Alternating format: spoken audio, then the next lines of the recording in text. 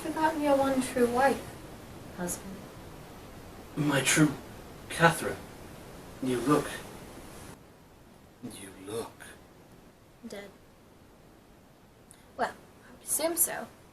My heart gave out about 4 wives ago. You know, some say that my heart and heart must have meant I had been poisoned. Can you imagine? No, I believe it was the years of heartache and pain you brought upon me. 24 years of marriage. And it took you no time at all to decide you no longer wanted me. Not only did you go against the Pope, but God himself in order to betray and humiliate me, and our poor, sweet daughter Mary. Against God? My only sin was taking my brother's widow as my wife, even after the very word of God instructed me not to, and I care not what the Pope thinks. I have rectified my mistakes, and I am at peace with it. Do you honestly still believe that?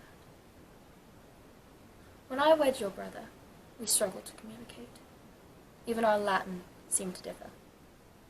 Not long after we finally started to understand one another, he fell ill and passed on. I swore in my life that I was a maid when I went to your bed, and that shall remain my truth in death. If that is what you must continue to tell yourself, then so be it. I did everything that I possibly could to be a good and true wife. I stayed quiet and humble, even in the face of infidelity and betrayal. I gave my womb to provide you heirs, even though they were taken from us too soon. You cast me away for my ladies more than once, and I still gave my life and love. It was everything I possibly could. Evidently, your everything was not enough. It really is a tragedy, Henry. Not only are you opposed to change, you are utterly incapable of it. What do I have to show for my life now? A miserable, dying husband? A daughter with no marriage prospects well into her womanhood, next in line to a sickly boy 21 years her junior. Not to mention, you put the woman that you spent years fighting to break apart our country and marriage for, to her death. Innocently, mind you. Not 4 months after I was put into the ground. History does repeat itself, doesn't it? Anne! Whatever do you mean, dear Anne? Well, you see, I also failed to give him a son, and he fled to another woman, who was not only one of my ladies, but was my cousin Jane. He married her not even 2 weeks after he took my head. I'm beginning to notice a pattern. You don't say betraying and discarding of the very women he claims to love? Not only was it his women, it was his friends, too. Oh yes, I remember. Don't you, Henry? When Cardinal Wolsey was unsuccessful obtaining papal dispensation for you and I to wed, you forced him into housing with unlivable conditions, where he proceeded to die of dysentery. Thomas Cromwell, I'm sure you recall him, took care of that wicked seductress so you could marry the woman who would give you your long-awaited son and heir. And you condemned him the same fate he did me in order to divorce Anne of Cleves and marry your child bride. It's ironic, really. Anne, If it is not an explanation or apology coming from your mouth, I would rather not hear it. In the end, you were a guilty woman.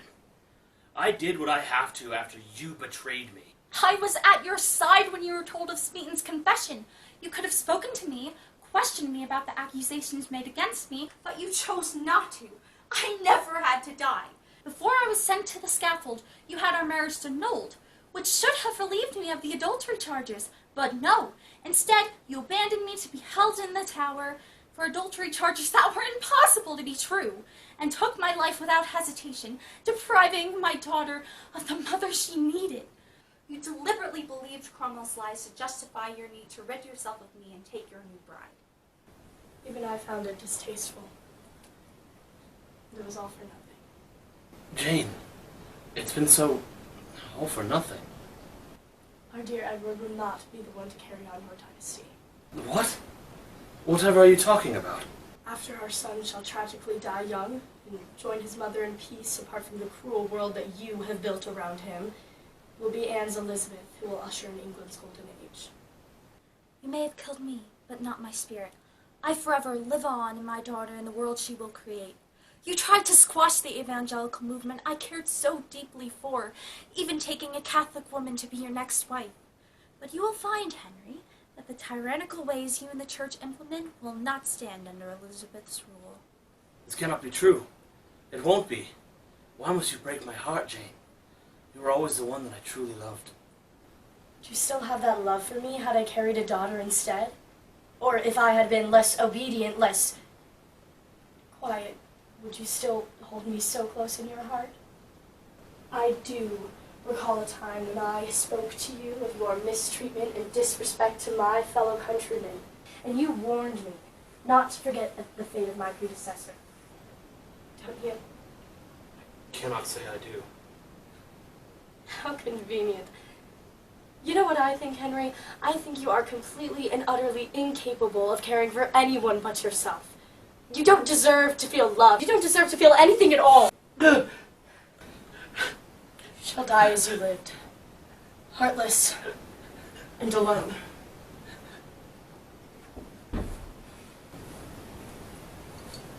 I hope you didn't begin with that. Ah, sweet Catherine, you are just in time. Catherine, I was wondering when you would arrive. I have nothing to say to you. Good. I'd rather you didn't speak.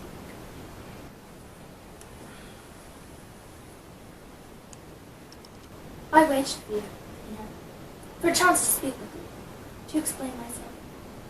They told me you had gone to Mass, so I ran, calling to you. I suppose you did not hear me then, but you will now. My relationship with Francis Durham was no more long before I came to court. Your courtier, Thomas Culpeper, was only a close friend.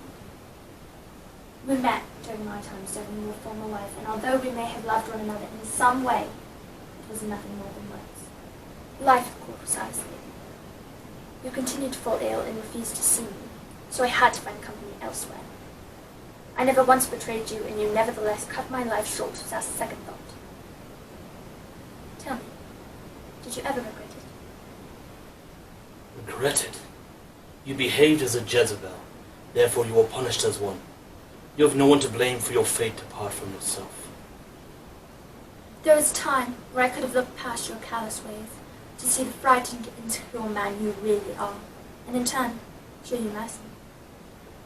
But you have proved you undoubtedly unworthy of it.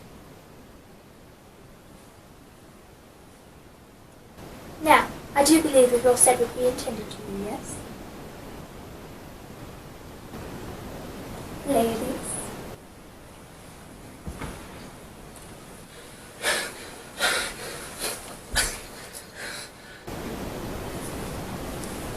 Free me, you fiends!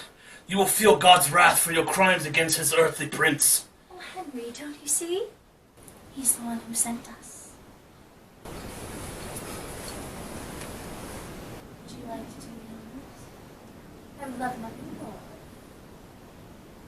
Any last words? You've made a mistake.